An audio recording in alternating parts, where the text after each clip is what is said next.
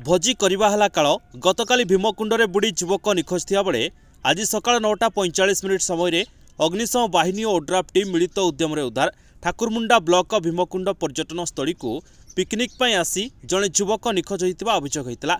बैतणी नदीर भीमकुंड निकट सानकुंड निकट में गाधौथुवा विश्वजित दास 19 वर्ष नामक युवक पानी स्रोत में भासी जाई निखोज होते। ठाकुरमुंडा थाना अभियोग पर अग्निशम बाहिनी पहुंची उद्धार कार्य जारी रखिते कौनसी संधान पाई नथिले। घटनारू प्रकाश जे ज्योति मोटर्स भुवनेश्वर में काम करुवा कर्मचारी रविवार भोजी भीमकुंड आसीथिले।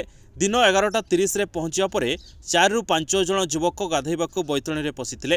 प्राय दिन 1:30 समय विश्वजितर गोड़ खसी जाइथिला, फल तार संधान मिल नथिला। विश्वजित दास घर जगतसिंहपुर बालिकुदा। बापा नाम नित्यानंद दास। विश्वजित डिप्लोमा छात्र एवं बापा माँ एकमात्र पुओ बोली जनापड़ी। से अस्थायी भाव ज्योति मोटर्स रे काम करुथिले। आज सकाळ 9:45 समय अग्निशम बाहिनी और ओड्राफ टीम मिलित उद्यम शव उद्धार होइছে। मयूरभंज जिला करंजियारू हरेकृष्ण त्रिपाठी रिपोर्ट, पवित्र न्यूज ओडिशा। जदि आम भिडियोटी आपंक भल लगिला तेबे लाइक शेयर सब्सक्राइब फॉलो करने को भूलु नहीं। नमस्कार।